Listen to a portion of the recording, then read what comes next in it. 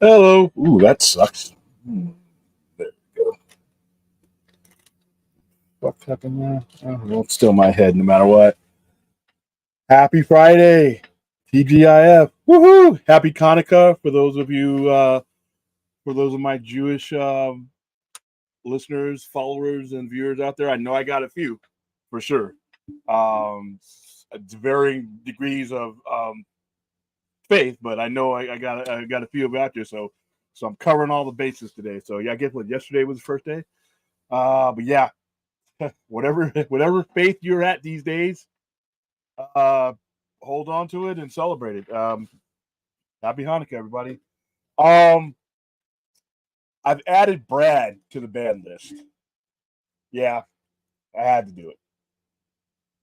Had to add Brad to the band list. The Good Burger, the the accents just got to a point, and every movie being connected to the raids, it just was a little bit too much. But so Brad has joined Good Burger, um, 90s X-Men and DC animation, and Brad is like right there. What's up?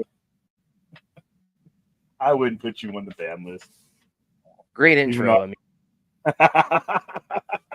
I'm feeling a little bit right as I say last night that I was finally relieving you of all the Good Burger teases. So, fucking horrible movie. And I saw somebody today while I was getting food that looked exactly like that guy wearing that type of hat too, and I'm like, God. I saw a guy when I was at Tampa Comic Con 8 years ago. It was a guy cosplayed as Ed. So, but that was a great intro. So there's nothing I can really add to that other than. Now you want to get nuts? Come on, let's get nuts.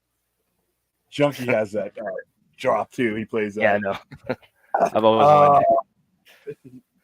I always wanted to come in with that.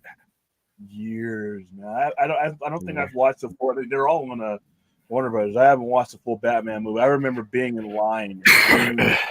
June of 1989, the last day of school. The last day of school is when the tickets went on sale, and then the movie released the next day. So it was selling out everywhere. So I went. My dad took me to the Korean theater, got my ticket, went the next day. I mean, like I said, it was a different time. Now I look back on that movie, it's still fun to watch, but it's like 14-year-old me, 15-year-old me actually just has different Batman needs than I things. It's still fun to watch. Things still. Your perspective evolves on everything. It's actually when he was really good. I thought in his comeback in the Flash. Like Keaton and I wasn't expecting much, and like I said, I was worried about his involvement in the Flash because it's nostalgia.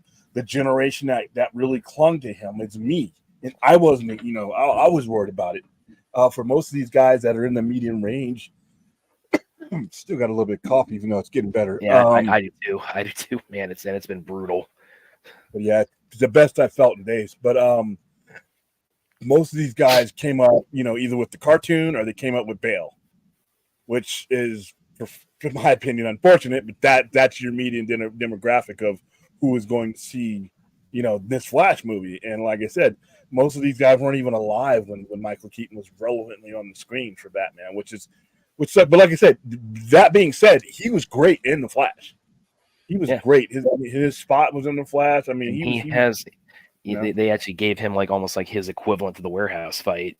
When they bust into the Russian prison, they designed the Keaton Batman suit in a way where it's actually like mobile now, where it's like you can actually remember the first one where you had to do this. No, that was one of the jokes actually in the Flash. It wasn't even intended as a joke, but when Young Barry when they're getting ready to land in the desert battle, and he tries to turn his head, he's constricted, and then when they're in the Chrono Ball, or not in the Chrono, but they're mid battle, and Young Barry says, "Oh, screw it," and he just tears the bottom of the cowl out. Yeah, I would love to take the Flash. I would just love to just buy the Flash, not buy it, but just come in and just get all the big name directors and Spielberg and everybody else and just a suitcase of money and say, "Hey, Zazoff, you want a good chunk of money? Here's a good chunk of money. Just let me have this movie and let me do some couple of things with this couple of last things with these characters to wrap it up. and let me sit down with James Gunn and be like, because you know what, I think this would help you too, because like I said, there's just I think that would have been a cool transition, especially with Sasha Kaye. If I don't get to see her as Supergirl again, that sucks, man. No, I need to see her with Henry. I need to see her with Henry Cavill, Superman. Yeah, I mean, even though I really am for the World of Tomorrow, the Woman of Tomorrow that he has coming up. That's a really, for those of you who haven't read that, go read that. It's one of Tom King's best works. I have it. And it's in trade paperback form. It's a really, really, really good story. I want to feature it, but I'm like, I might feature it pretty soon here, because by the time we get the movie, if we get the movie, it's like 3 years away. I don't want to wait that long, but it's a great story. But I think that, like I said, I would straight up do a Kingdom Come. Forget about, like I said, resolve the Dark Side arc in my graphic novel or on my video, the add-ons. That we can do that there. But to give a last big bang to these guys, give me Dwayne Johnson, give me Zachary Levi, give me Ben Affleck, give me one last shot with these guys, just to basically take this universe and just put the last stamp and the first stamp for the people who will be coming in, so that you have this bridge. And then for us, the last thing that we see is not a goofy cameo that led to nothing. It's a big battle. And like I said, I take that Flash movie and it's part of that Chrono Bowl, and we resolve that then. Instead, like I said, Kingdom Come, instead of Shazam fighting Superman, it's Sasha Kaye fighting Shazam. Yeah. And then Superman fighting Black Adam. Black Adam takes his spot, because he really takes his spot in the story anyway. All these characters that we used, all the characters that you've used in the entire DCU, have them there. Bam, blow it up. Give me 1 2-hour movie. Bam, and it's over. This too with the idea you've had about the different kind of box sets. For each character. If you want to do and then you would have like the big one that would encompass all of them. I thought about this. If you want to do something really expansive, like covering like as much like DC movies and TV as possibly, do like a Chrono Bowl box set, where it's like you have Snyder DC, Burton DC, Donner DC, Gunn DC. That would be like the box set to end all box sets. Yeah, that would be years down the line once you got all those materials.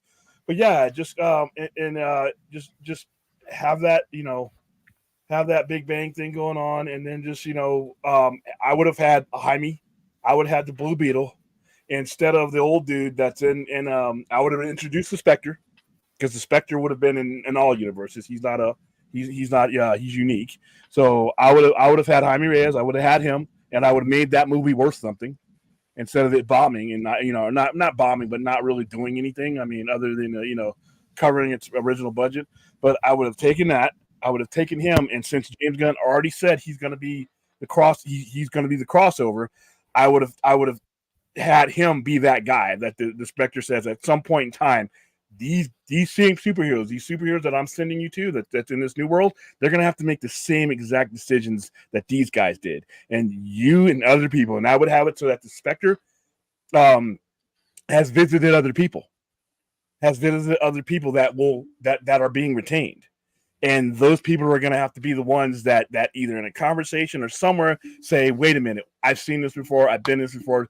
Deja vu. Because the decisions that end up in Kingdom Come obviously lead to a horrific ending. I mean, it's the worst ending you could possibly. Yeah, there are survivors, but shit, look what happened. So that universe needs to be avoided. And that would be one of the cool things about Gunn's DCU, is that you would have known that this universe ended this way. And one of the main things is that it doesn't. The mistakes made in the previous uniform, and they don't have to Jaime Reyes doesn't have to be all knowing anything.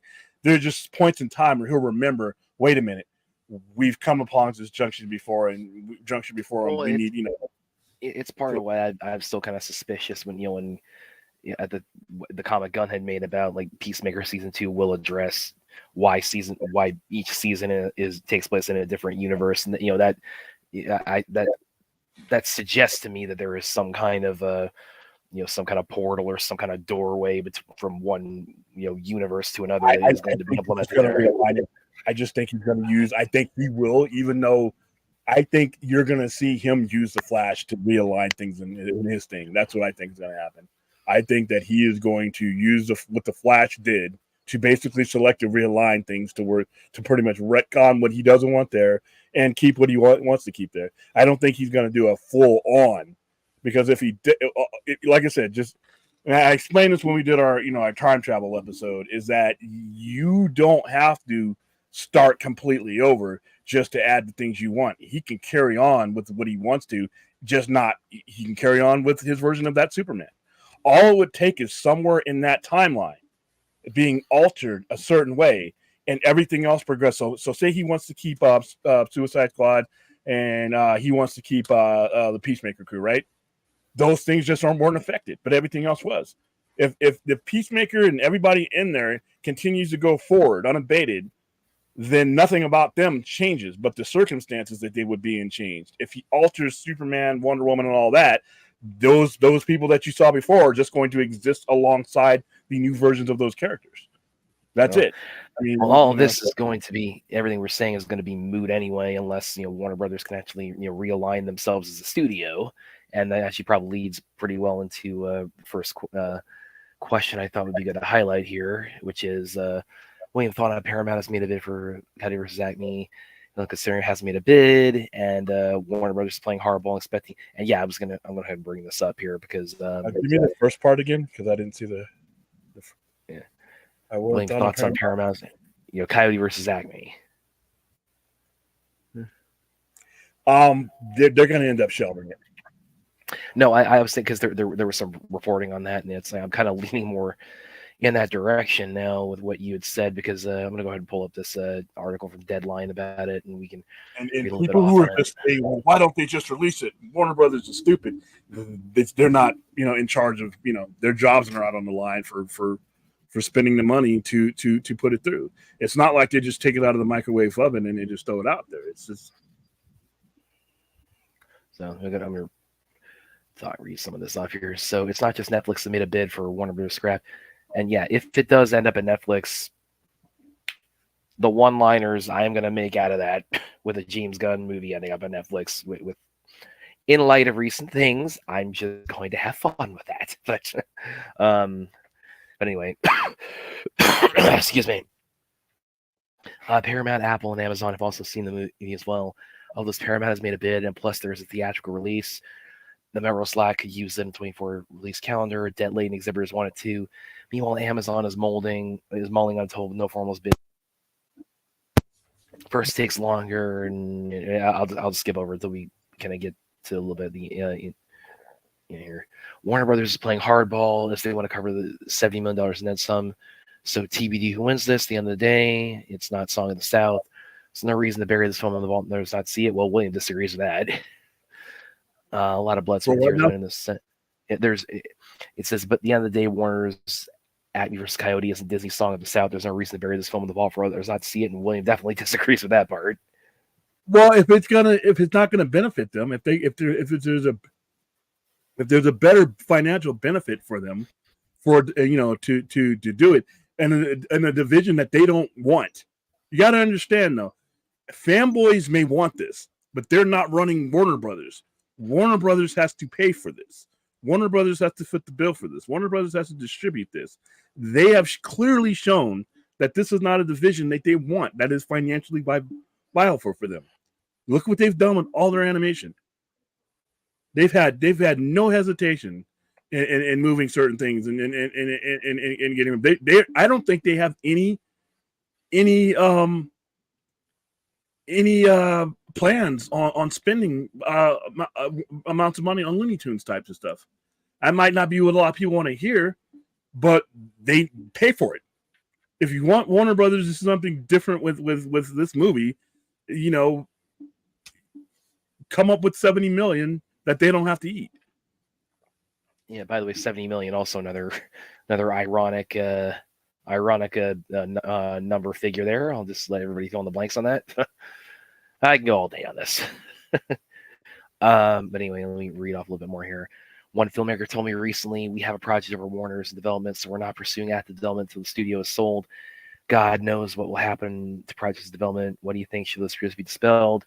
Come on, Warner Brothers. Oh, no, Either no, we're gonna sell. what are they saying that the studio is sold? What? Well, I What mean, are they- that's what- just this one filmmaker who's you told the writer of this article saying, yeah, we're not pursuing active development of this one project until the studio is sold. So I guess whoever this quote is attributed to, they're presuming that the WB is going to be sold or is going to That's not have another something that they- merger or something like that. Well, you really shouldn't be dropping that in an article unless there's. I mean, Yeah, I agree. Article, that's not something. That's not a small thing. Yeah, that's I agree that deserves its own article if there is another pending merger. Okay. Or sold? Do they mean sold as? So I mean, that's something that really that kind of like kills the whole article for me. Yeah, it does. Because, hey, all right. Oh. Yeah, it kind of just slipped in there, but yeah, come on, Warner's either sell or release. We really want your history to go down as a place that's known for as killing projects. And a former Warner Media CEO, Jason Kyler, enough releasing movies to the widest possible audience via streaming theatrical. So tell us over at the Burbank lot that Kyler Sadness originally conceived streaming not true. Had a theatrical release date, that being Barbie's release date. Clearly, the economics on this project were worked out in green light. Okay, Sony and Apple are making bids. Keep it, but that's yeah okay. So that's kind of that's the breakdown of it there, but. That did kind of catch a lot of people's attention today. And there was also, let's see if I can find this one part. I saw the response for it too.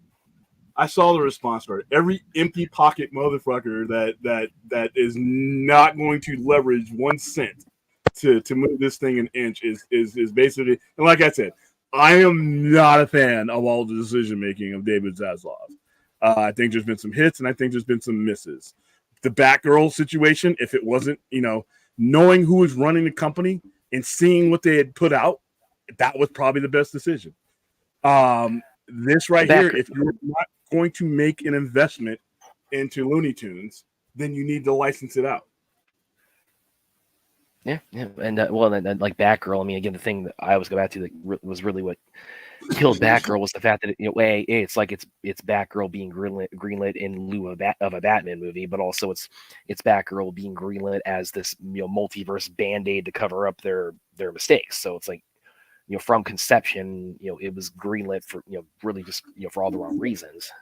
Yeah, it's easy for a fan to say something should happen when they're not. Their $13 or $14 isn't going to push the needle if somebody takes a hit on this thing. And be honest with you. Once again, here's a project that should have never been made. Batgirl, never been made. Scoob, never been made. If you don't have a strategy going forward, then you just basically throwing shit up against the wall, hoping none of it falls on your head. So, what's this? This was I think off of that site Puck, like Puck News, where it is. They kind of report a little bit on the inner workings of the business too, and this is a snippet of it that was I saw shared across Twitter today, and this goes a little bit more in depth in that situation. So it's not looking great for, and this maybe kind of speaks a little bit more to your perspective on it. It's not looking great for Coyote versus Acme, the Looney Tunes movie that was scrapped by Warner Brothers and is being shopped by the filmmakers to potential distributors. Netflix expressed interest, but at less than half the $70 million production costs. Conversations headed there, I'm told.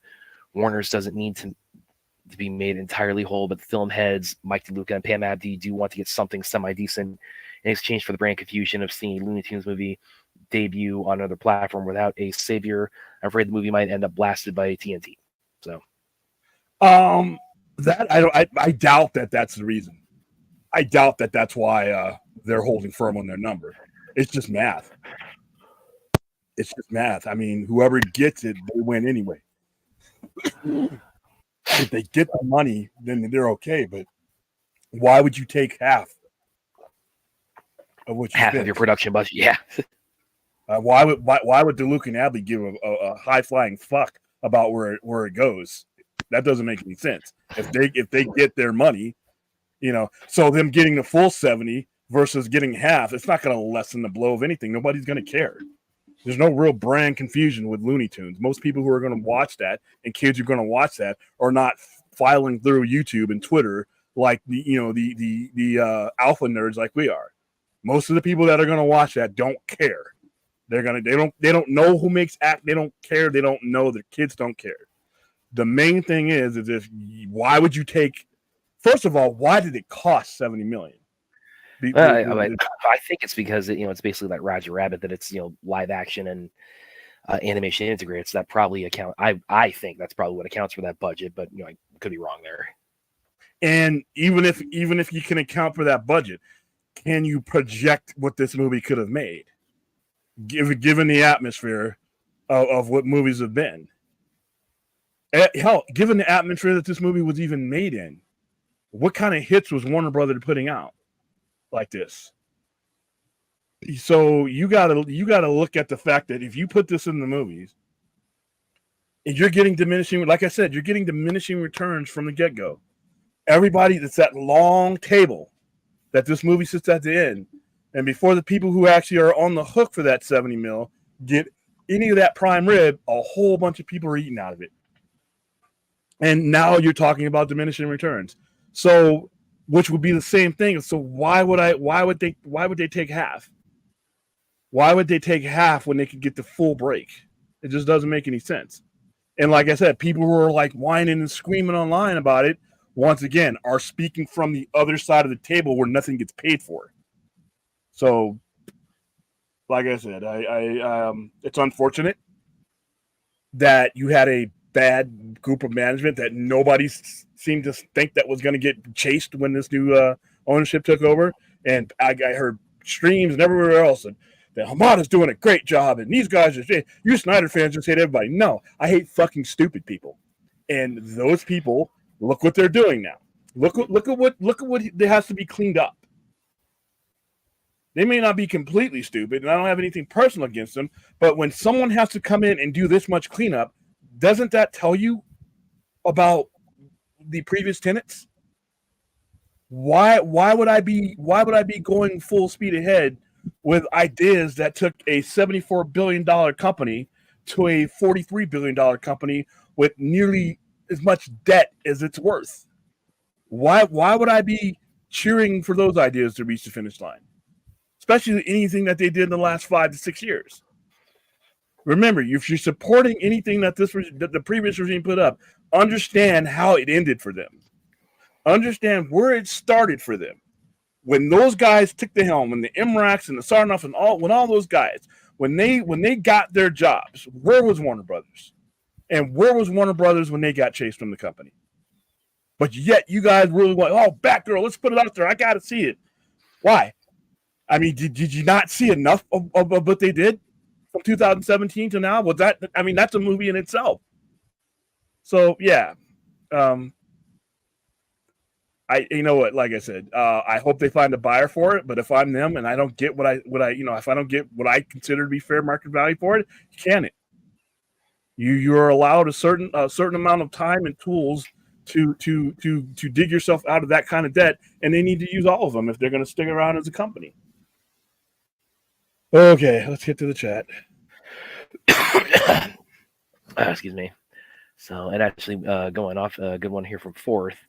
Rebel Moon comes out December 1. Yes, that's actually a very pertinent point because the release date got moved up by a couple hours. Basically, it's going to be now dropping December 21st at 7 p.m. Pacific time. So it will be dropping on Netflix slightly ahead of when it was going to. But that'll be that's actually good for us because that'll be a little bit of extra breathing room between the event we have coming up. Yeah, it'll be basically it's a 5-hour difference between because it was going to release at midnight, but now it's releasing at 7 Pacific time, which is Netflix has, and this is something I said in the Four Nerds when I was on the other night. I mean, Netflix they have all but straight up said to Warner Brothers, okay, you don't want Snyder, you don't want his fans, we'll take him, and not only will we take him, we will tap into his impact and his filmography's impact on the zeitgeist in every way that you fail to. Because it's so clear they have this crazy faith in Rebel Moon. I mean, they said like the London premiere today, the responses are great. They did the CCXP thing. They are banking so heavily on Rebel Moon because they know what they have. They know what they have in the property. They know what they have the filmmaker. They know what they have in the fan base. Because they don't have the type of brain dead mentality, and I'm not saying just because you don't like a Snyder's film, but the brain dead mentality that put people in attack mode against this movies, and then they don't have the non-objective people who are just basically 100% loyal no matter what, which is fine, but they don't have that. All they had to do is look at the business that was done and the attraction that was done. And any company, to be honest with you, he probably, other than Warner Brothers, he probably could have gone anywhere he wanted to. He probably could have gone anywhere he wanted to, and he chose him. And it's like I said, it's a first look deal. He still can. By the way, first look deal doesn't mean that he's just going to be 100% exclusive. That means they get the first look at any original IP that he does. But so right now it's working out. But they could decide, you know what? Hey, Zach, we want this IP, but we don't want this one, and then he could farm that out to somebody else. But they get first dibs at it. But it's not exclusive to them. They just get the first crack at it. That's what a first look deal is. But yeah, he could have probably gone anywhere. He could have probably gone anywhere. And I think any studio that was being ran properly would have been just looked at the numbers, looked at the trends, and then looked at at the box office. I remember when Army of the Dead was coming out, Netflix, they tweeted like the night before, say, enjoy Army of the Dead, everybody, and before you ask, yes, this is the Snyder cut, and then just at the the CCXP event, that the barbecue video, it opens up with the caption in Portuguese, Zack Snyder, O Mestre dos Cortez, which translates to Zack Snyder, the Master of Cuts. So it's like they know exactly what they're doing when they when they put out things like that, and when they market everything he's doing the way they are. Yeah, and there's good and bad to that, because it kicks the sand, and who's beneath the sand is the assholes that we got to deal with every day, and it's like I just get tired of knowing that they exist.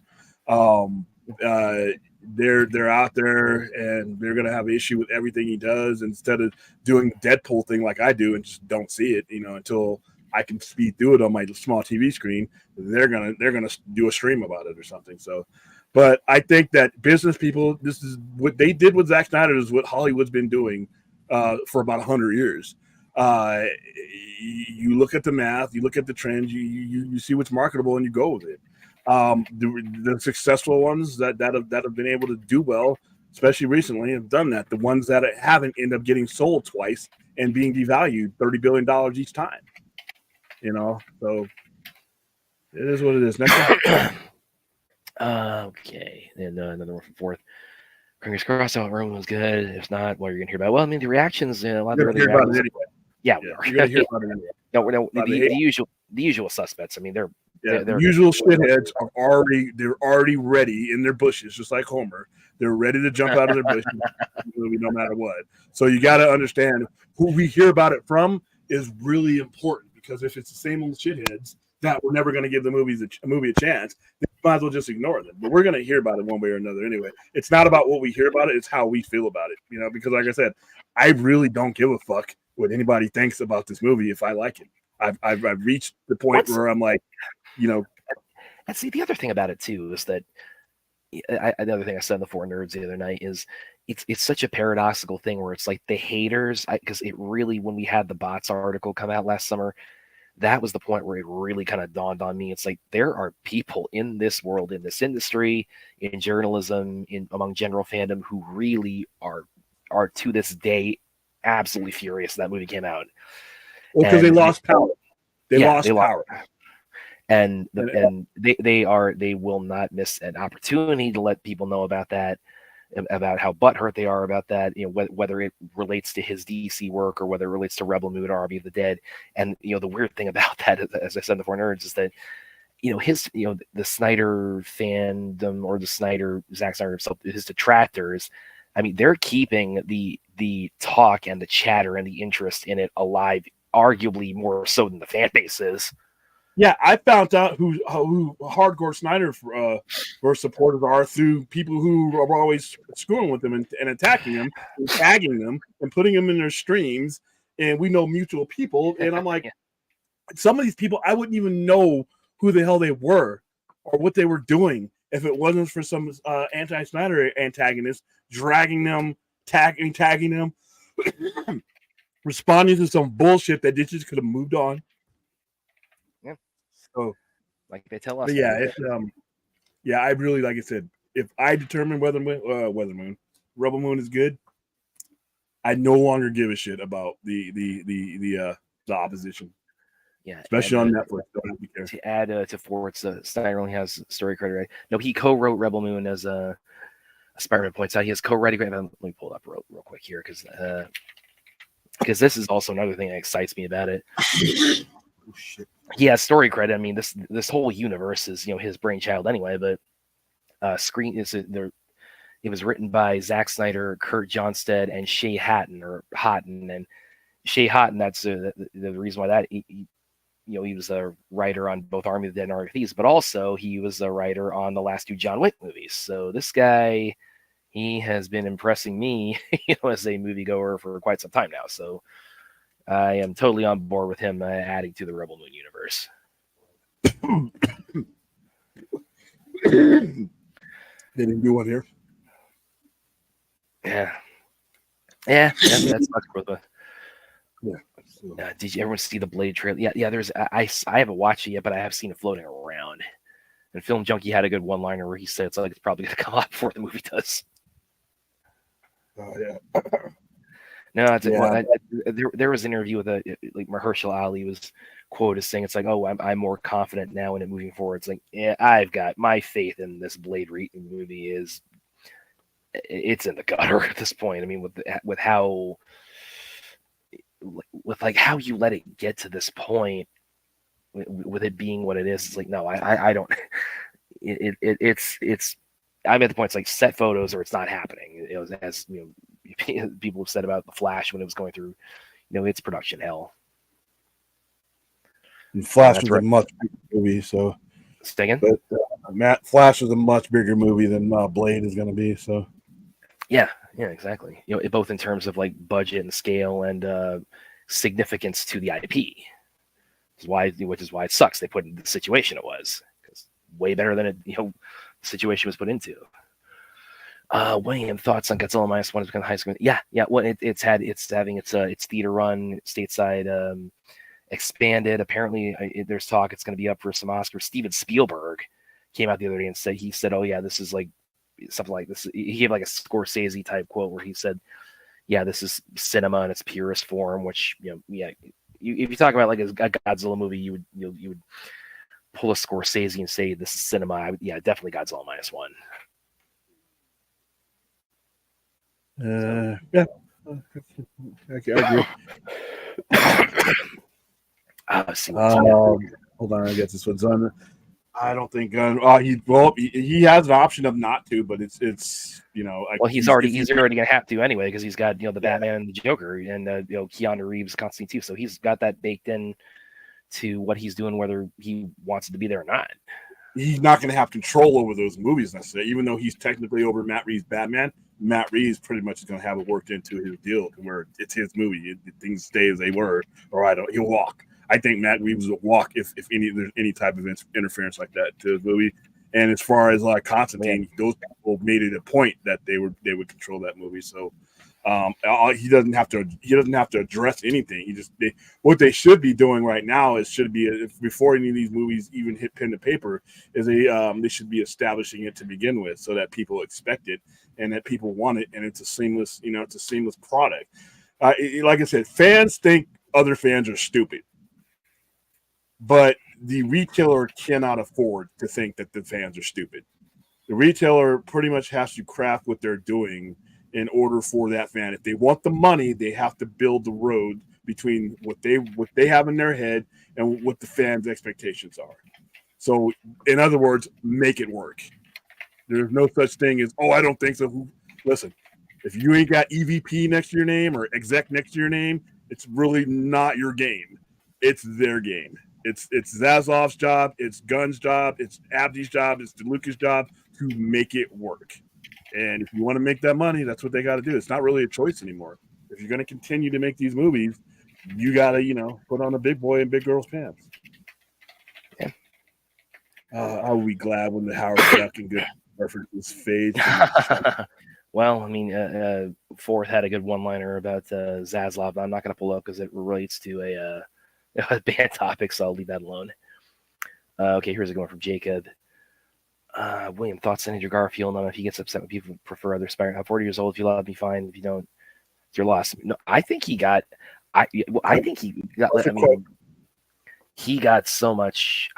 I mean, I think No Way Home. That's what really like the people were won over by him in No Way Home who didn't like him previously. I mean, I still remember. I remember how crazy the cheering for him was in No Way Home when he popped up.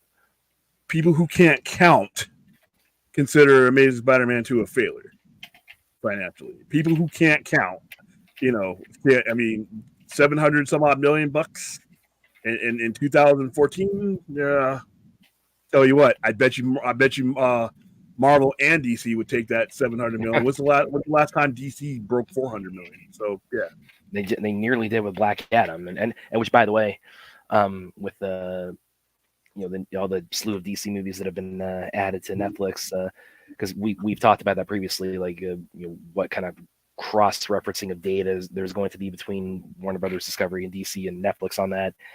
And most of them are trending now on Netflix, and Suicide Squad is doing very well, which of course is spurred a lot of the release of the Ayer cut talk, but also Black Adam is now doing very well on there, which Adam David Ayer, if you're watching this show, which would be fucking amazing if you were. I don't right now you keep saying it's coming out, but I'm like, so they're gonna not do certain things and but put this out when it, to me, if you're gonna put out the Ayer cut, the only reason I mean that movie introduces those characters that were supposed to become much more important down the line. If I'm never gonna get that, the first one made money. The first one was more profitable than their projections.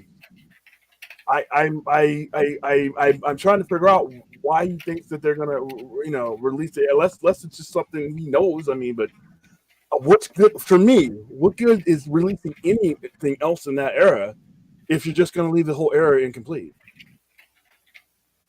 Not that I'll watch it if it comes out, but if you're only gonna give me a different version of a chapter when I'm not getting the book anytime soon, that's like literally saying, hey, we're going to go to the presses. We're going to reprint this book. We're only going to reprint the chapter. Here's a chapter. Like, no, if I'm not getting the whole book, I've never. That's the thing. When you say that kind of the question that raises my head is like, if they came out Monday and said, okay, we're releasing the Ayer cut in, I don't know, let's say February. That's when it's coming out. I mean, would you take that as a sign that there is consideration, there are plans for further exploration of that or resolution to that story?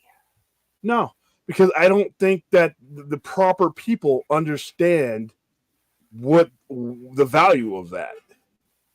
I really have not been seen demonstrated by all involved that they have the proper perspective of what that value was. Other companies have, but it's Warner Brothers owns IP. Warner, if they actually said some shit like that, then yeah, I'd be like, okay. But just throwing out the Ayer cut is, I mean, I don't think they have enough foundation and have enough wherewithal about what this all means for that to meaning, a significant step for me. That's why when people say release the Ayer cut, release this cut, release that cut, I'm like, well, if it's not going to lead to the what those characters were created for, then I've gone this long without that.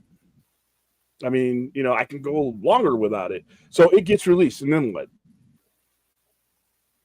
I get to see more detailed versions of characters that were being prepped for a story that I'm like, if you're not going to go the full mile, then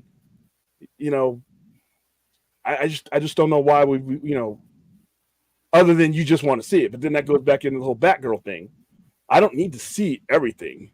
I saw a version of Suicide Squad that made $768 million. Yeah, it was butchered, but once again, it was the purpose of that movie for me was a vessel to get Harley Quinn and Jared Leto's Joker into the story and basically kill everybody else for the most part. But I don't know. I just don't get the for me, when you say, if you say that, okay, we're going to delve back into this. And as you know, these characters are important. And as you saw, Harley Quinn is killed at some point. You see Jared Leto's Joker in there at some point. So that's what those characters mean to me. Other than that, I got enough of those characters in the theatrical cut, personally. Unless you're going to restore the relevance that those characters meant to the next chapter, you're just basically giving me a piece of the book. And I'm tired of pieces at this point. I mean, I can wait. You know what I mean? That's just me. I know I'm in the 1%, but I'm like, I keep haircut. And to me, you know, and now everybody wants to see versions of the films released that got held back. And whereas, we gained a following and we became notable with all this. At the same time, I don't want it to become a trend that there are some things that, you know, don't need to see the light of day. Not everything needs to, you know, get auctioned in. Some do. Obviously, the Snyder Cut was one of them. But I don't want the trend to become, well, release a so-and-so cut. And then we see the cut and it's shit. I'm not saying the haircut is. I'm saying it pretty sure. But once again, the purpose of the Suicide Squad, in my opinion, was to bring about those characters for what they would mean later on. And if there is no later on, I'm not in any big rush. I mean, are you? Well, I definitely want to see it, but I mean, it's and it is interesting to me the kind of the language that Mr. Ayer has had and some of his comments on it, because you know he said and Gunn himself is not other than the one tweet he put out when people were trending it last year when he first became DC Studios CEO. He hasn't commented on it publicly yet. So I am curious about like what kind of the temperature of the conversation is that David Ayer is referring to behind the scenes. Like what like what does he know that we don't? Which is obviously quite a bit as far as this is concerned. I guess my question is, we can't wait to be streaming for you guys where we're not coughing. Yeah. If it comes out, I'll support the hell out of it. But my question is, what would be the point? I'm not a one-off guy personally, and I know why the movie and my understanding of what all those movies were headed towards.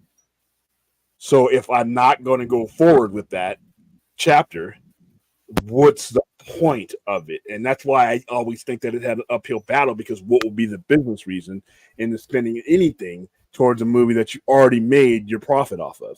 You made your money off of Suicide Squad.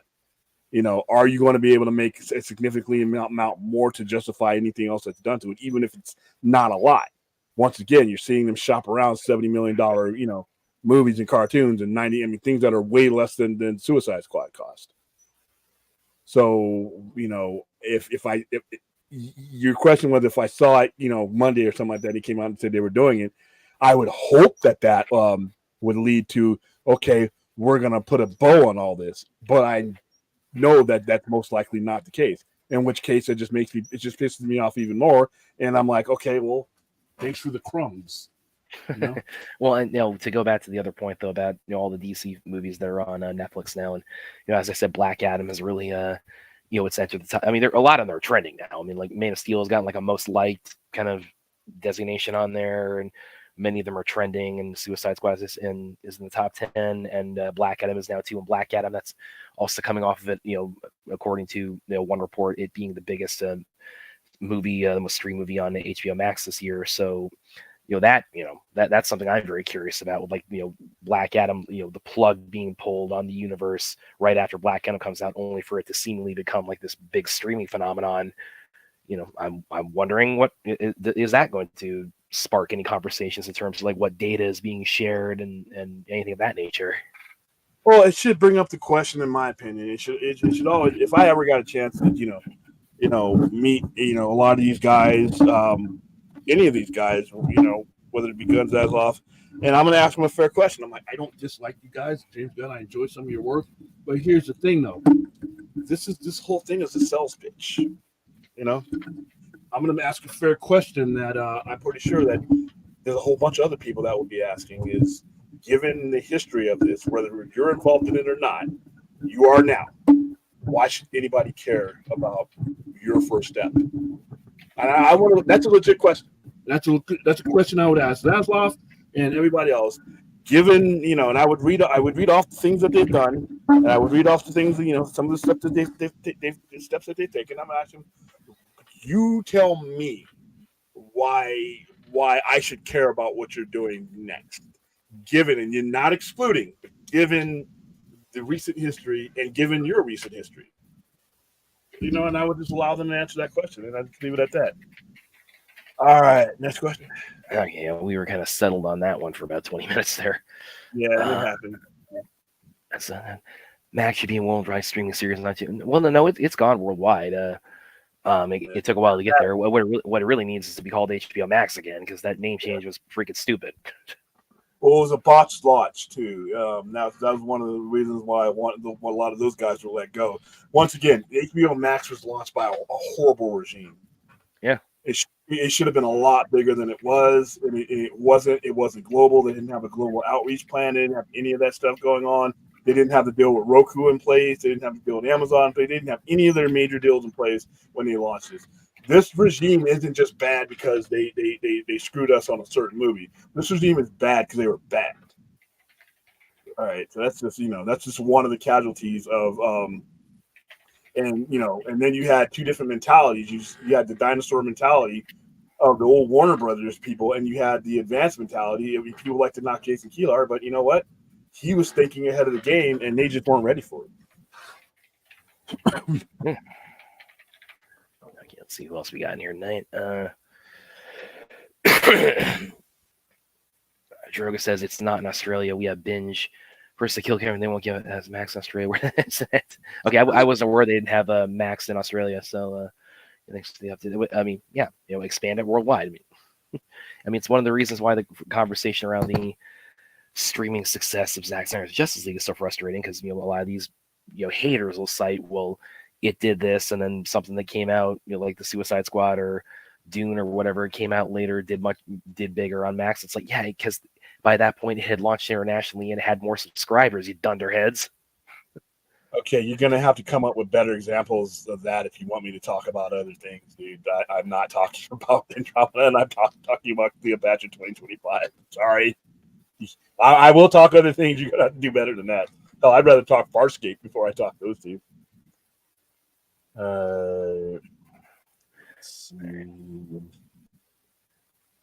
So you'll get Max back when you take back Taika Waititi? Nah. He wants to listen. That guy's going to go do other. Taika Waititi, like I said, that's an Academy Award-winning screenplay writer. I think. Well, he wasn't for Thor: Love and Thunder. That's for damn sure. No, I mean, because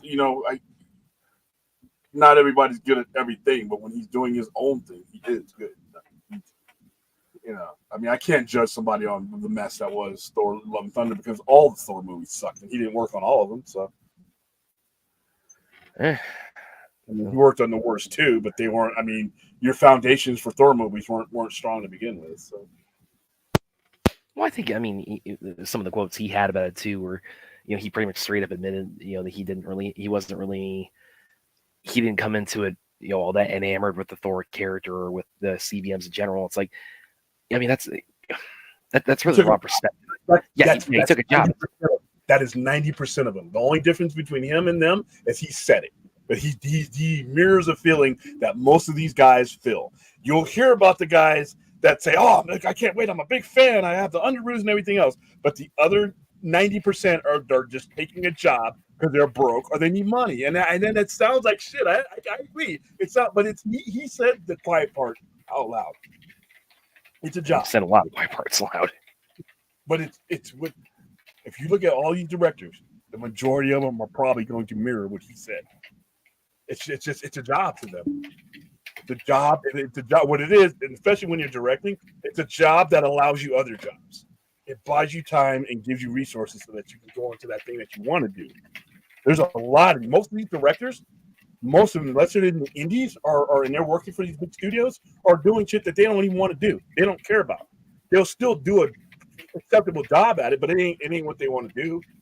There's a lot of directors that are in genres right now that they're doing because it pays, So I can't really knock them for saying that. I mean, it probably wasn't the best timing to say that, but no. I guarantee you that the majority of these directors are thinking the same thing. Either I eat hot dogs for dinner, or I can eat steak and feed my kids. So, when he said that, I'm like, ooh, dude, yeah, I understand what you mean, but damn, could you wait? Aaron says HBO Max is also not available in Canada. They have a thing called Crave, and they have Surprise! Yeah, and apparently, that's one report I heard when ZSJL debuted is that it was so big on Crave, like it outdid the Game of Thrones finale. So right there, why is that data not being capitalized? Because Warner Brothers at the time being run by bumbling idiots, but Well, like I said, I really think, and I think it's part of the problem with Zaslav as well. Like I said, I think that the only way I'm not looking to Zaslav to fix Warner Brothers. I'm looking for his successor to fix Warner Brothers, and I'm looking for his successor to be someone 55 or younger that is a Generation Xer that is grown up appreciating the differences between these things a little bit more than Zaslav, who's basically towards the end of the Generation X. He's like the cusp. He's almost a baby boomer. He may even be a baby boomer, 63, 64 years old. But I need somebody like Keelar. Keelar was 49, 50 years old. I need somebody who has an appreciation for the amalgamated world that we live in. The dinosaur model of Hollywood, it's not sustainable. I need somebody who's thinking when they put out an IP, they're thinking of the video games. They're thinking, they're thinking of movies. They're thinking streaming. They're thinking streaming a lot because they may have a family of four and they know how much it costs. I need somebody who's thinking, not to preserve a model just because it sounds good, but to preserve it because it's more accessible to the customer. Like Zaslav, we're behind 100% Hollywood, and we're not going to keep prioritize streaming. So the guy who's got 3 kids, a mortgage, and a car payment is hearing that, and he's looking at his wallet, he's looking at his pay, he's looking at his wage, and they may not be going up, but the price of movies, the price of snacks, all this stuff goes up. In order to have for him and his family to go see Barbie or to go see some of these family movies that you want them to see, they got to make a decision now.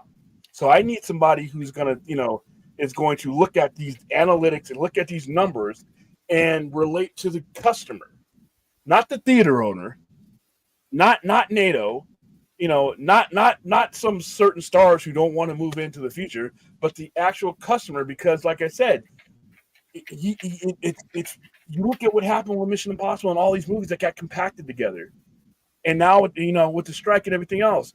You're going to have to make a decision of, do I go to this family movie or do I wait for that to go on streaming and I take the wife? Because guess what? I just knocked $75 by leaving the kids at home. But that affects your box office. So I don't see Zaslav as being the one that fixes Warner Brothers. I think he's the one that might keep it alive for somebody else to do it. But you're going to need a visionary. You're going to need somebody who looks at the old Hollywood model and just doesn't have the regard for it. That new guy cannot care as much about the Hollywood model as Zaslav does. Not if we're going to move into the future. That's like saying, you know what? I know we got the light bulb. We got the light bulb, but I'm going to keep this damn candle and gas-powered lamps. We're going to keep that alive, even though everybody else is, moving it, and it's cheaper for you now to buy a light bulb than it is to have that wax. We're going to keep it because we know that you dinosaurs are connected to it. That can't be the reason why we stick with something. So yeah, and this is right here. Not having the rollout, I cannot believe they launched a major streaming services at the time that they released it and didn't have all this locked up. Didn't have to remember that ugly battle with Roku. That was an ugly public battle. Yeah. And Amazon, all that stuff should have been settled behind closed doors, and it should have been settled while you were conceiving the streaming concept. But you had old Hollywood guys with a new idea that they didn't know how to execute because that's not what they do. Keelar came in, and like I said, I thought he got shafted. And then, like everything he did, but his mind was where Warner Brothers needed to be. His mind was on the future. And like I said, you're talking about, what can a family afford? You got to understand that you're not the only thing on their plate. How do you fit what you do into what they can afford? And, you need to have this global. And not only do you have it global, you need to invest in it. I'm not a big fan of cutting back on streaming. I think that's the problem HBO has. I think that's the problem Disney Plus is that you want people to stay on, but you're not willing to invest the high end content. Do what you need to do to keep the people on. So I think that this right here was the old mentality trying to execute the right idea. But if we'd have had, like, say, if we'd have had somebody, innovative in there at the time, HBO Max wouldn't even exist unless there was a global plan. HBO Max shouldn't have even been announced unless Roku, everybody else, all your partners should have been like tweeting that out the same day. We can't wait for HBO Max. No, what was getting tweeted? I mean, they were going back and forth at each other on Twitter and everything else. Yeah. That's how you go from 74 billion to 43 billion with that. That's why the same people who did this, I don't want to see what they had planned. The same company that ran shit like this is the same one that was going to give me Wonder Twins. So when I hear about the new regime, even though they're not completely perfect, but when I hear about any time that they're scrapping anything that those guys conceive, I'm like, go for it. Go for it. I've seen enough of that regime. I've seen enough botching and blowing up. And this goes all the way back to Game of Thrones. You had 8 seasons of Game of Thrones, 10 years of airtime. And look how long it took them to get out House of Dragon. They had to wait until their male viewership plummeted 52% to we got to get Game of Thrones back on. So yeah, HBO Max, and then taking HBO off. I'm like, what are you doing? That's like taking Disneyland off of Disneyland. Let's go to land. You know what? Well, even if you are going to rebrand, let's go to Bell for a burrito. Want to go to Bell for a burrito? Yeah, well, that's I think that's even more apt, because even if you are going to rebrand the title of your streaming service, like of all the just the generic names you could come up with, just Max, really? Yeah. So, all right, let's see. So yeah, I just need them to have they should have had a better business plan. But like I said, these people who are running this show are way more educated than me. That's what scares me. I'm Batman. I'm a dummy. And there are people with like really expensive degrees up on their wall that found a way to run a company that was one of the oldest studios in Hollywood, and to the point where Pimple Popper guy could buy it. I don't think I could have done that bad. And I'm a fool. So let's see. Should be happy they're haters. No, I don't mind. I don't mind hater reviews. That's why I don't really bring them up. Like I said, I don't. But we know they're out there. But I don't mind. I don't mind anything for anybody. The show is what it is, and you'll never see people on my thumbnails. You'll never see other YouTubers on our channel unless we're actually featuring them. But like I said, we know the haters are out there. They better have HBO Max truly worldwide before they do the deal with ADW. Yeah, I'm really worried about. I'm not worried, but I'm worried about where. I'm hoping Tony Khan doesn't want too much money for what he's asking. I'd rather them just get the deal done. But you know what? You got to know your value. Yeah, NWA. Oh my goodness. NWA, you can't be any dumber than this. And that was approved by Billy Corgan, from what I hear. He greenlit that. He was okay with that. Oh my goodness. And it was so stupid too. The way it came about was so dumb. I mean, you literally had them on TV or on their show doing lines. I mean, I'm like cutting up cocaine on TV, and they thought that was a good idea while you're in the midst of a contract negotiation. That would have been massive for them. Oh my goodness, that was bad. NWA is a National Wrestling Alliance. Joker, I would laugh and turn in my DC fan card if that happened. I used to think that DC fandom was a tragedy. Now I realize it's a comedy. Management of it is a comedy. It's like taking the bat off Batman. You just have man, and then, yeah, it just I never understood that. All right, scared money, yeah. Trust me, dude. As a small business owner, this is like should be. If I ever get a tattoo, this is gonna be one of them. You cannot spend. You got to go in, or you're just gonna float. They should have had Zack Snyder Justice League ready for HBO Max launch, and they should have had insured people at DCU's intact or Cavill. Well, you had that Civil War going on. You had the Civil War going on when it's just like I said, poorly ran. Burger King equals King. Pizza Hut. Yeah, it just I think it's stupid.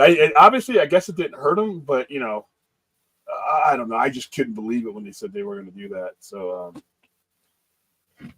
All right, let's see what we got going on. Okay, guys, don't forget to like, subscribe, and share. Let me see where we're at. We are at 7 likes. Ooh, man. I think that's 4th killing my likes. Yep. Oh, I think fourth 1,000 gave me a thumbs down. That's probably what happened. Also, by the way, if you want more extended content from us, this weekend is going to be my catch-up weekend. We're going to be doing 2 hours of Doctor Who and 2 hours of 2 hours of Monarch. In fact, I'm going to watch Monarch as soon as I'm done here because I didn't get a chance to watch it tonight. So yeah, I'm going to watch it. I've loved the show so far. Really enjoy the character development, and it's a really good time to be a Godzilla fan. So and people who like Godzilla minus, it's not a competition, guys. There's people who like Monarch and that like Monsterverse that are never ever going to like -1, and there are people who like -1, and that's okay. And there's like me who likes them both. But I can completely understand that if you are in the Monsterverse type of movie and you like those movies and you like how they're done and you like Skull Island, you like all that, I can clearly understand why you would not like -1. And I can understand that if you are traditional and you like Toho style, the modernized Toho style, I can completely understand why you wouldn't like Monsterverse. But guess what? They're both going to make good money. Monsterverse is going to make a shit ton more because it's a broader reach. But it's -1 was made for $8, so it's going to be fine. So, and I love it was made for about 8. It looks like it was made for about 200 million. Yeah, even though in all fairness, I know that the guy in a costume. That's a guy in a costume. I'm okay with that.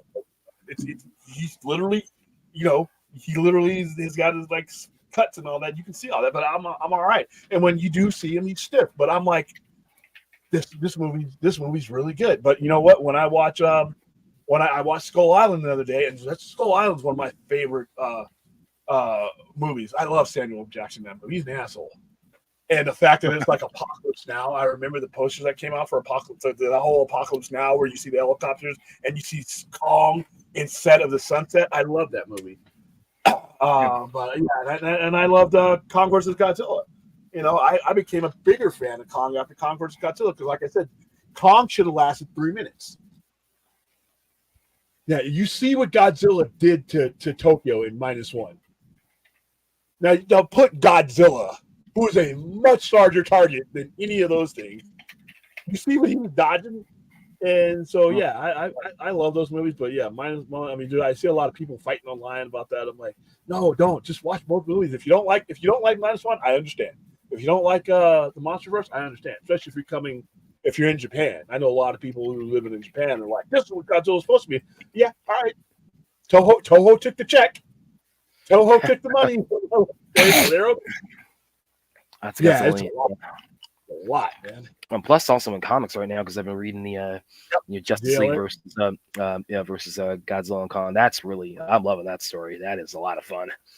We'll address some of the bullshit though later on because there's some shit that goes on there that I'm like, okay, I know I'm reading a book about comic books and comic book characters and fictional lizards and shit, but that's not happening ever. But like I said, we're gonna bring that storyline up. It's a fun read though. But like I said, catch up weekend. Yeah, catch up weekend because last week was a little bit busy.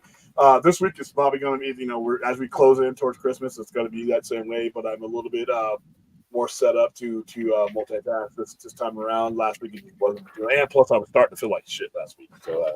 So yeah, join the Patreon. I got some special stuff for the Patreons. I have one more thing that I may get as far as poster and thing wise that I may get, because I'm not making any promises because I don't know.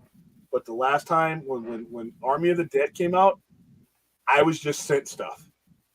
Yeah. And I was a crap load of posters. And you know those patches you guys saw, the Las Vegas patches, or those? I got those for Army of the Dead.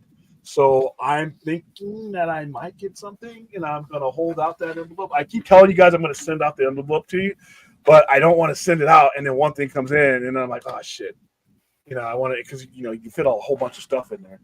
But yeah, plus we're going to have some Patreon streams where some of the Patreon streams I might not even put on air, so we may be able to just get crazy. I may not be afraid to bring a fourth on there if we're not on YouTube. It's just a CGI of Godzilla X Kong. But right now, once again, you know how I feel about CGI. I'm not a big critic of it, but I'm usually not going to be a big critic of it right now because I know that this movie still has. I mean, it's still they were for Godzilla versus Kong. They were doing post-production CGI on it a week before the movie was out. They had press screenings of that movie with the CGI, and that happens a lot in movies. I hear there's a lot of CGI. Yeah. Sometimes they're working on the CGI right at the end, and you get those keys. So, but I'm gonna put money. Godzilla will actually fail. I just feel in my bones. Well, it depends on what you mean by fail. I don't think it's going to. I think the combination of Godzilla versus Kong actually is at least worth a certain amount of money. And how much did they make? How much did they make Godzilla Kong for? The first one, what did they make, or what did they make it for? No, how much did they make? Or did they make Godzilla X Kong, A New Empire for? Does it give you a budget yet? Let me look that up. I mean, I would imagine it'd be roughly what the Godzilla versus Kong did. Yeah, like I said, we guys, we really look forward to next week streaming for you where we're not sounding raspy and coughing. No budget yet. So, I would guess probably like when the first one had. Let me pull up the first one here. Now I know the first one's ad budget was inflated simply because it was COVID, and they were really making sure that. Yeah, the first one was 155 to 200 million. So I'm probably guess. Yeah. Somewhere in between. So I'm going to guess about. Yeah, it makes sense to me.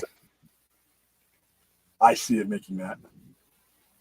I see it. I see it doing.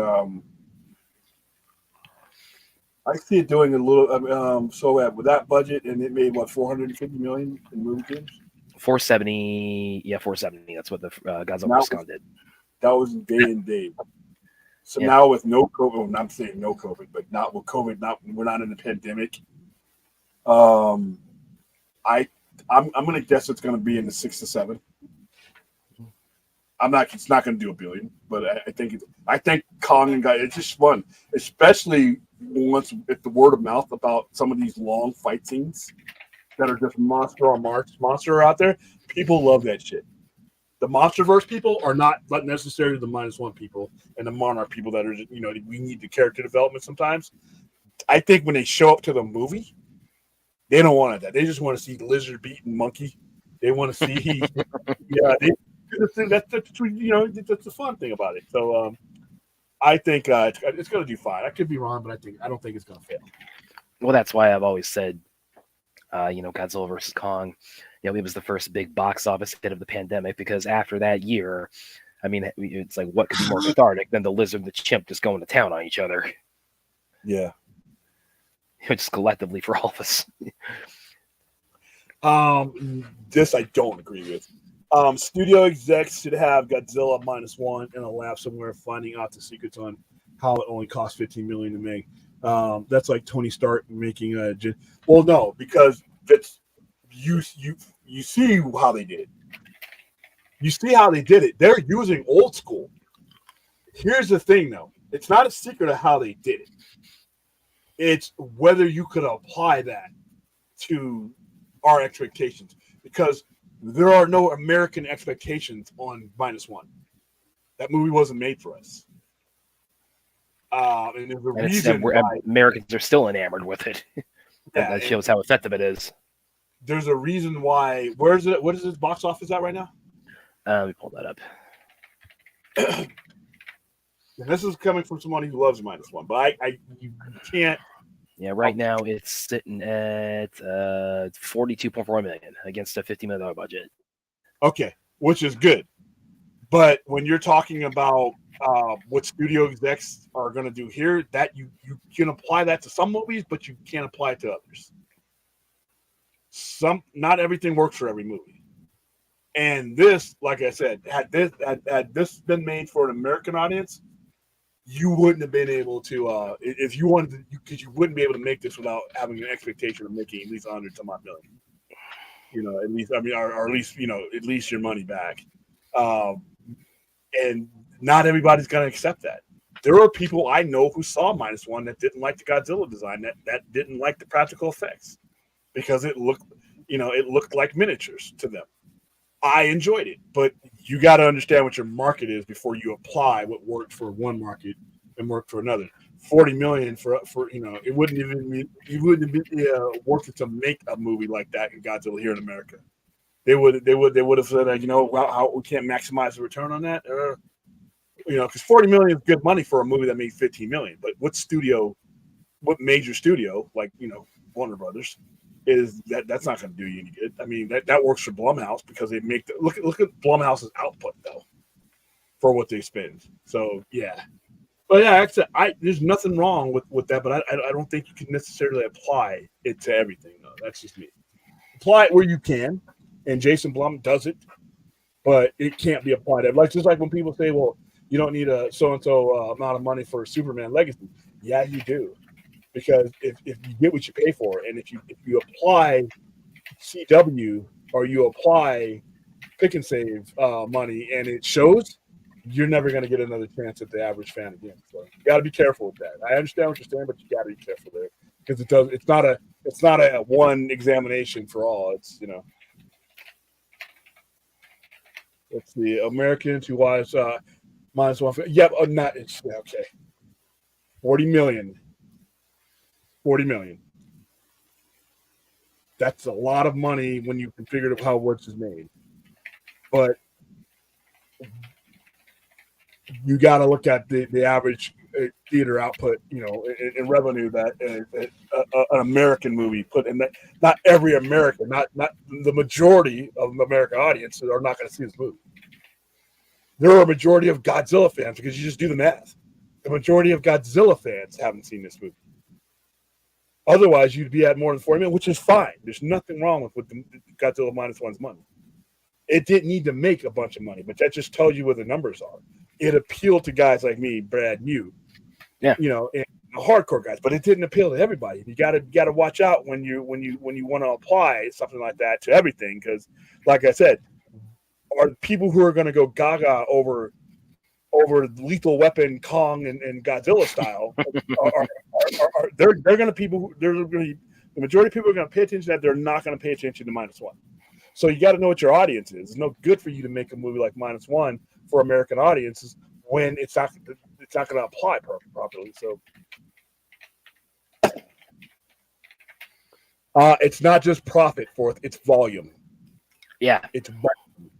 What you're saying is good for a soloish part of you, but you're talking about volume. And the type of volume that a movie makes in Tokyo and Japan is nothing compared to the kind of sustainable volume you need to make here in America in order to even get your movie greenlit. It's volume. Profit is one thing, but they're learning the hard way. Volume is another. So, Zazoff and WB probably have high expectations for Godzilla versus Kong. Yeah.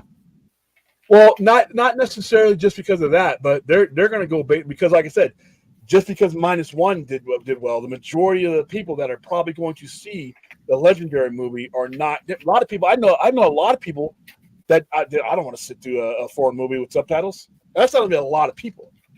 So not everybody the majority of people who saw -1 mathematically are not, It's not necessarily interchangeable. There are some crossover. Obviously, you're seeing two people on the screen, and and a lot of people in this chat. But like I said, 40 million versus how many people that are going to eventually go see, or saw Godzilla versus Kong, that saw Skull Island, that saw these movies. It's not it's not applicable. And what the high expectation for Godzilla and Kong comes from Godzilla versus Kong. So they know what their audience is going to bring. So you're never going to have an American studio base that kind of money that they're spending on this on a foreign audience when there's just so many things that just don't apply to each other. Yeah, but okay, what amount of people watch Shin Godzilla? I can't stand Shin Godzilla, by the way. This is an off note, but I know a lot of people who did, but not. I mean, you look at Shin Godzilla, you put that on an American audience, it's going to be, what the fuck is that? Ooh, that's gross. Yeah, that's true. That's what you're going to say. If you put that, yeah, the majority of Americans don't need to see the movie. It already made a profit. Okay, all right, dude. Fourth, the volume of revenue that an American Godzilla movie is going to be, even a bomb at this point, is going to stop it. And that's what Godzilla King of the Monsters was, and it made more than significantly more than Godzilla -1. Yeah, there's no comparison to the other than their Godzilla. It is a different Godzilla movie that appeals to certain Godzilla fans. Some of it, it appeals to both of us, but there are people who I know that I know, and if the math, like I said, has told you that this doesn't necessarily appear to the bulk of Americans. That is the market that these other guys are going for. You have to know your audience. You can't look into somebody else's vehicle while you're trying to navigate down the highway and look at what's on their dashboard. You got to pay attention to your own road in front of you. Apply what you can, but you can't necessarily apply what made Godzilla -1 a success, especially when that's not the kind of success that you would need to even give it the light of day. So let's see picture. Yeah, she is amazing. Cynthia Rothrock is amazing. Oh, and I think here's a good one. I hit one at the same time. As a monster movie, yeah, I thought it was a lot of fun. As a Godzilla movie, I thought it was horrendous. All right, go ahead. Yeah, it's probably a pretty good assessment of it overall. Zaslav and WB should be committing harakiri after the massacre. God, fourth. Why? When like I said, if their movie does what I think it's going to do, then why? I mean, the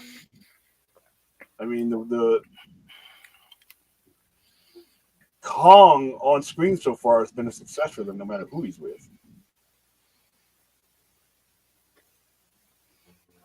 Yeah, but Blumhouse isn't Warner Brothers. I expect I don't have any expectations of when Blumhouse comes out. End up being impressed by what Blumhouse does. Blumhouse isn't Warner Brothers. The expectations when I go to see their IPs is going to be a lot different than what I expect from anything I get. Beyond certain results with Blumhouse is bonus. But there are certain standards and expectations that that they are not the same. I appreciate their differences, but understand they are not the same. See, Aaron, she's inspiration with me. Yeah, he's talking about Cynthia Rothrock again, and actually, apparently, she was also there's I've heard she was the basis for Sonya Blade in Mortal Kombat. She was it's like Liu Kang was based on Bruce Lee, Johnny Cage was Van Damme, and then Cynthia Rothrock was Sonya Blade. That movie sucked. That movie sucked backwards. I think you're complaining the style of -1 as if that's what America would have to replicate. We used to make films practical. No, they would not do it. They just wouldn't do it because I would not want them to replicate -1 for American audiences because I know how that would turn out. $40 million is good for what Godzilla -1 is. It's great. It's a massive success. But you cannot necessarily present -1 and its methods to all of America. You will have crossover people like me, but that gets you $40 million. But if I'm a major studio with and I've made hundreds of millions off of these IP, $40 million, that ain't gonna do nothing. $40 million will get somebody fired. that gets faces changed on the website. But you can't cross them though. You can cross them with guys like me who enjoy both, but you cannot apply one to the other. They have totally different circumstances, and it would be very critical if they tried. But all right, next one. All right. The success of -1 has gotten. She was panicking according to some trades. How? See, in order to panic, and like I said, you have to understand. You have to have like circumstances in order. You cannot apply -1 to what we can do here in America. You just can't. Like I said, that dollar amount would have me panicking. If I were here in American, the American landscape with that kind of money, and we were at 40 million, and I was making a Godzilla movie here in America, I'm probably at Good Burger working. So there's different standards, different circumstances, and I don't see why they would be because, like I said, their audience, the majority of the audience that's going to see Godzilla X Kong. If Godzilla X Kong does 400 million, right? And Godzilla -1 just comes up, let's say 50 million, worldwide. Now, I'm a dummy, but I can do that math.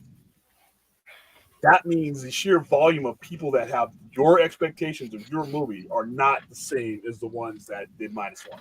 And you got to be careful not to mix those. Like I said, apply what is applicable, but you just can't, nobody smart should be panicking over that because different standards, different everything. Now, if they had made a movie, and by American standards and by American demands, and then did it that way, it'd be different. But they didn't. And then, like I said, Americans could do that. So, but you lost me at the trades. Some trades, you've done whole shows about the trades. So there you go. So you might gain a level of respect if the movies didn't look like real humans watching pics. They don't fucking care about respect. They care about money. And that's not always synonymous because Disney's learning that too. So I'm not inviting forth on the stream. That's like letting the raccoons in the house while you're eating. Why would I fucking do that? I'm just kidding. We got to wrap. We're not going to be on for too much longer anyway. We're just going to wrap. We're going to get to the end of the chat because, like I said, my meds are wearing off. But no, we'll bring forth in on probably on Saturday. Probably fill in the gap because I don't feel like talking a lot on Saturday. So in closing, you wouldn't want to watch the same movie of Godzilla X Kong with pressure. Fuck. Oh no, hell no. And this is why. Not obviously you've heard my praise of -1, but my standards and expectations and preference from the legendary Godzilla movies are where they are. My expectations for something that's coming from Toho are where they are. I don't need them to mix. They are where they are for a reason, and I'm okay with those reasons. It's cool when I can enjoy them both, because I really enjoyed the hell out of -1. But I'm also a realist. I would not necessarily there are certain things, and you can only tell the story of a Godzilla coming to the shore so many times. It's going to get to a point where you're not going to be able to get away with an $11 to $15 million budget. That you add Kong to a Toho movie, you're automatic because you're not going to be able to put a guy in the suit. And remember, the original Kong versus Godzilla and the Toho was bad looking. That Kong was disrespectful in comparison to the Kong that the Kong that was actually, that we had in America. So just adding Kong to if you do a new one, a Godzilla +1 with Kong, right? I'm just throwing that out there. You're automatically, because you can't put a guy in a gorilla suit. The way they did it with Godzilla is cool, but the guy in a gorilla suit, you're gonna have to use CGI over there. Like your budget's gonna go up a little bit. But like I said, my expectations for that movie are not going to be Kong versus Godzilla in America. It's not what they're going for, so I'm fine with that. I'm fine with both movies being what they were. I think this would be the big debate tonight. You never know what will happen when you hit the. Aaron says, "I would like to see an all-female Expendables. We have Cynthia Rothrock in the movie." Actually, okay, all right, we got to slow down with Cynthia. How old is this woman? She's a bit like mid-60s now. No, she's got to be 70, dude. And Aaron says, and as Forth says, they did. It was an asylum movie. It was called Mercenaries, I think it was. So they did do that, but they got to have something compensate for Expendables 4. That's for damn sure. Oh, she is only 66. Yeah, she's been around forever, man. Yeah. Damn, she's Ernest Rothrock. She kept her old man's name. Or because her last name was Murkowski. Actually, I've seen her. I mean, I just assumed she was in her 70s. I mean, she still looks great. Yeah, I think she looks younger now than she did back in China O'Brien. Probably got her poster up on her wall right now. She's like, I'm looking at it right now. But she can still like drop into a full split at her age and just like. Well, look at Diana DeSantos from from The Mandalorian. Yeah, she's Kristen 16. She looks great, and she's still doing all that shit. Warner Brothers taking a big L. They should have had a monster show for HBO Max leading up. They got that. It's called Monarchy. Well, no, but it's on Apple now. The problem that is there was a relationship, and I sort of sided with Warner Brothers because this was a key art thing. This happened because they got mad because they put Godzilla versus Kong in day and date. They put Dune in day. And I sided with Warner Brothers on that one because it turned out right for Godzilla versus Kong. You were still at a point where a lot of people were afraid to go to the theaters, and why sit on this movie? And it didn't hurt the people who wanted to go see and brave the theaters to go see Godzilla vs. Kong went, and it showed. Dune, a movie I love. The people who wanted to go see Dune in the movie went to go see Dune. They were not going to accept anything less than an IMAX or a giant screen. However, there are people who would have never, ever given that IP a chance if they had to go pay to see it. There are people who looked at it as too complex, too exotic, something that's not there, that gave it a chance. And the numbers showed this. They gave it a chance on streaming because of the low-risk scenario there and ended up liking the movie. So now you have this sequel where you've gained fans that never stepped foot in the box office but still became fans of the IP. So I sided with Warner Brothers on that. But whole Nolan and everybody else was like, you're killing the cinema and you're doing this and you're doing that. And I'm like, and that's that whole debate was like all the dinosaurs want to keep to one model, and all the people, the Keelars, the people who are going to run these companies in the next 10, 15, 20 years into the future are thinking of a different mindset. And this is the Monarch being on Apple TV ended up being a casualty of that. It should have been on HBO Max. But I do agree with the day and date decisions. And you're not killing the cinema by putting Matrix Resurrections, an awful movie, on day and date. That movie was going to bomb no matter what. And there's a lot of movies that were on there that no one was ever going to see, pandemic or otherwise, that you got a shot at them seeing. And now if you want to make sequels to these movies, you know you have data to it. So yeah, they took an L, but to be honest with you, it was a consequence of a decision I agreed with. I agreed with it at the time. Like I said, I had no problem promoting Godzilla vs. Kong. We filled the parking lot full of people for that. And then they all went. And guess what? Suicide Squad was the same thing. Suicide Squad didn't bomb because it was day and day release. Suicide Squad bombed because no one knew who the fuck Suicide Squad was. That's what bombed it. You got the sniffles there, Brad? Yeah, still a little bit. I mean, God, I really hope this goes away tomorrow. William, one movie named William Congo. Amy disagrees. You can He's do a typing a bunch of gibberish now. All right. And the trades are saying that Warner Brothers execs are throwing themselves in the sword. I know they're committing comments. Kazi on the 101 for you. I think this is getting out. Well, I mean, your puns are getting out of hand, I think. Trust me, Warner Brothers, they may be throwing themselves on their swords, but it ain't over -1. It's not over -1. And like I said, and I hate to say this because I love Warner Brothers movies. I need to see that they're in a solid place before I get excited about anything else they're going to do.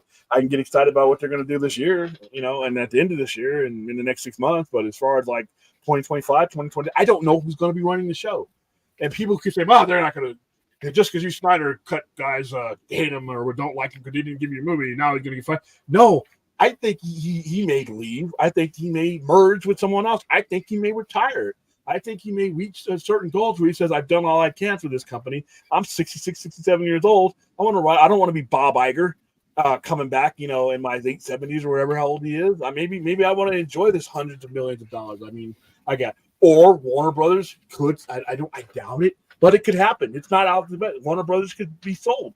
Once he gets the debt down to where another company is like, okay, we can absorb this now without hurting ourselves. Maybe that's his entire. But who knows? I'm not in the boardroom.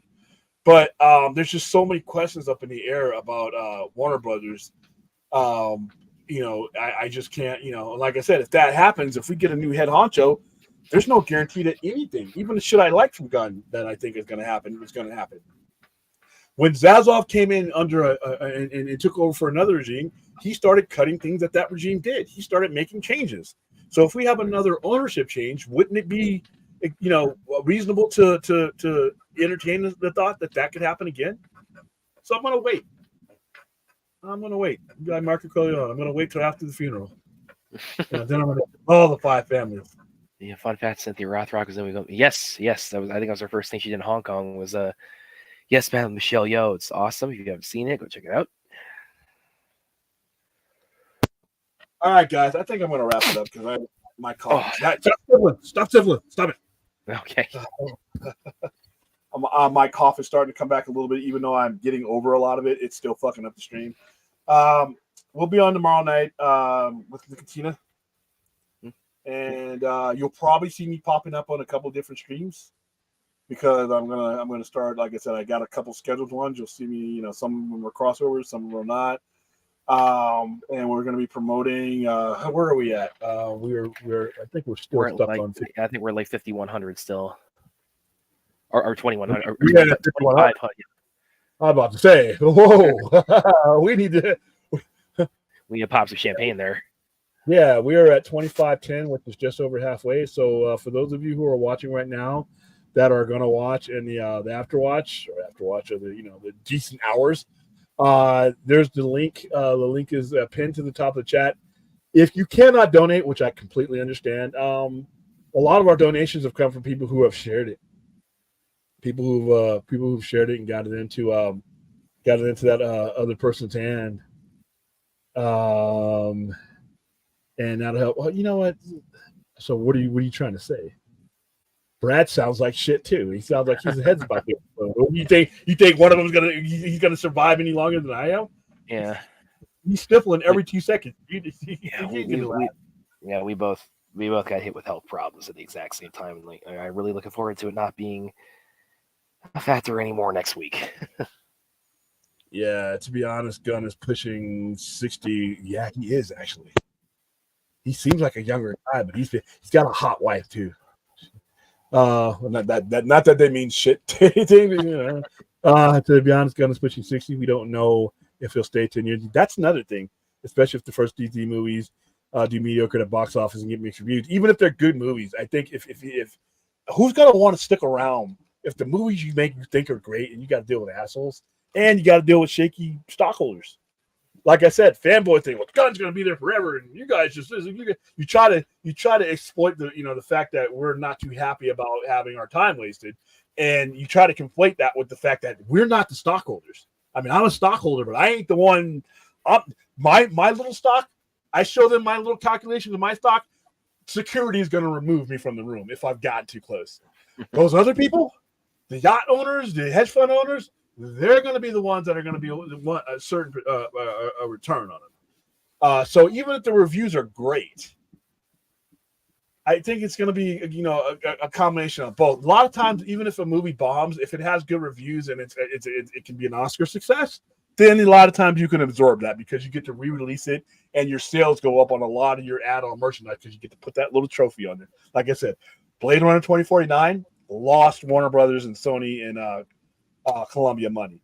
But man, you did not see them crying when it got nominated for awards. And when it won, especially it being the movie, Roger Deakins, all the shit he's done, all the great stuff he's done, Blade Runner 2049, Warner Brothers and Blade Runner 2049 was the one that got a well-deserved Oscar for that guy. And trust me, I have a Blu-ray where they changed it on the top, Academy Award winning. It didn't matter. It was the best. It could have been Academy Award winning for best toothpaste tube design. Doesn't matter. Academy Award. They're going to put it on the top of that Blu-ray. They're going to put it on when they advertise that movie, Academy Award winner. Because technically, it doesn't matter what award you win. Eternal Sunshine of the Spotless Mind is an Academy Award winning movie. Even though it didn't win for the big award, it won for best screenplay, adapted screenplay. That's an Academy Award winning movie. That means a lot in Hollywood because it gives your movies legs that pop culture don't necessarily give it.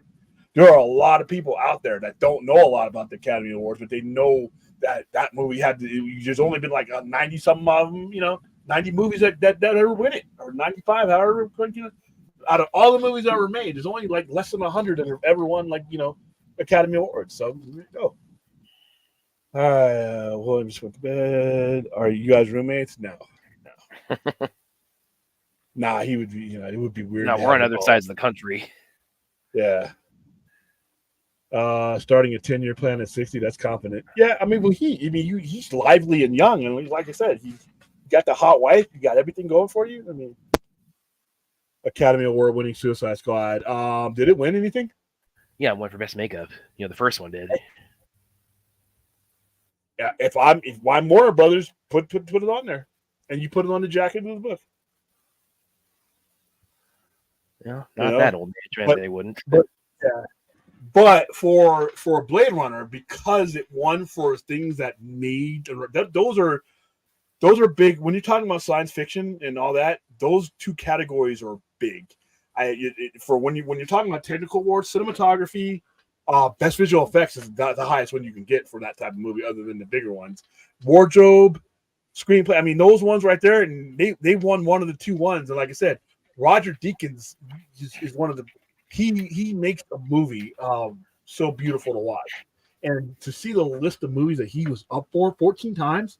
That was his 14th nomination. He finally won it. I was happy for him, and I was happy for him because, like I said, no matter how many Academy Awards that Blade Runner 2049 won or what they won him for, it's more than the original Blade Runner won.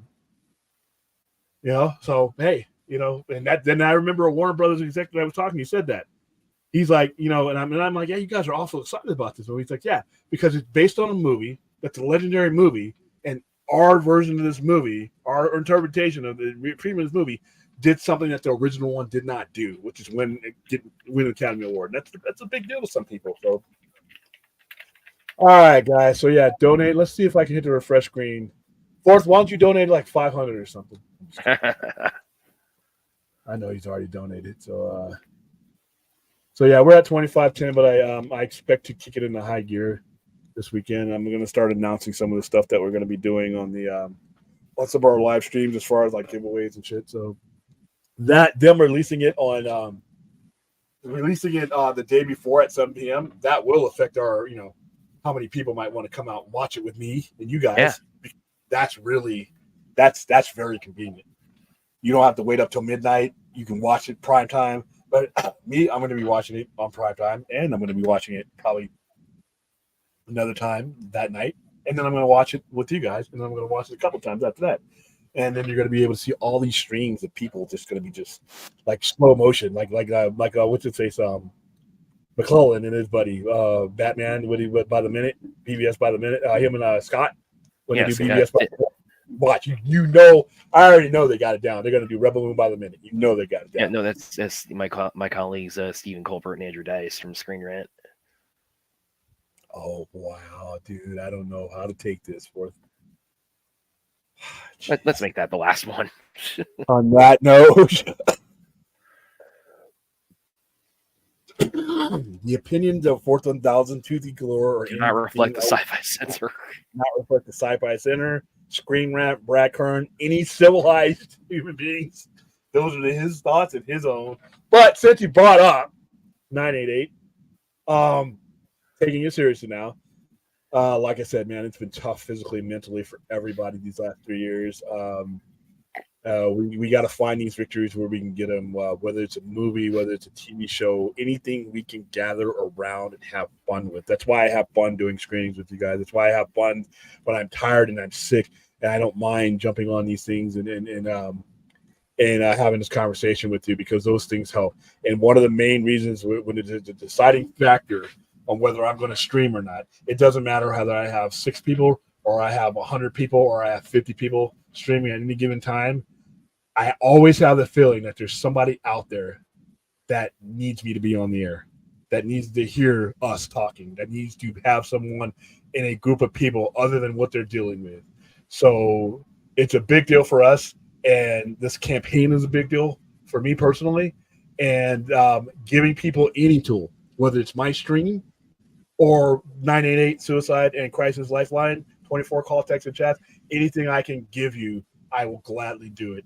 I hope for those of you who are out here who I know, who I've got messages from, who have said just what I was suspecting.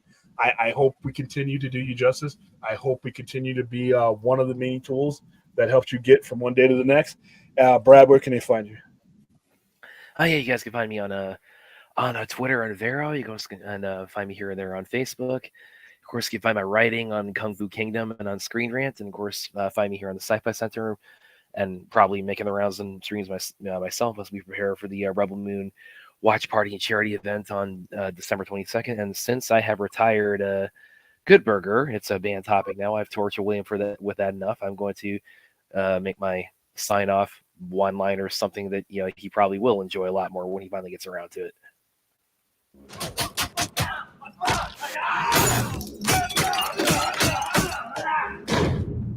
I still can't believe that's a trailer. That is too much violence for a fucking trailer. Oh, well, you see the movie see the whole movie, man. I mean, that's a trailer. That's like, you don't even need the rating for that. You're like, that's our. All right, guys. I will see you tomorrow at midnight. Probably, maybe sooner, maybe not, but definitely at midnight with Nicotina. And we'll be talking the usual topics, doing the usual things, pissing off the usual people. But hey, so... all right, guys. Later, guys.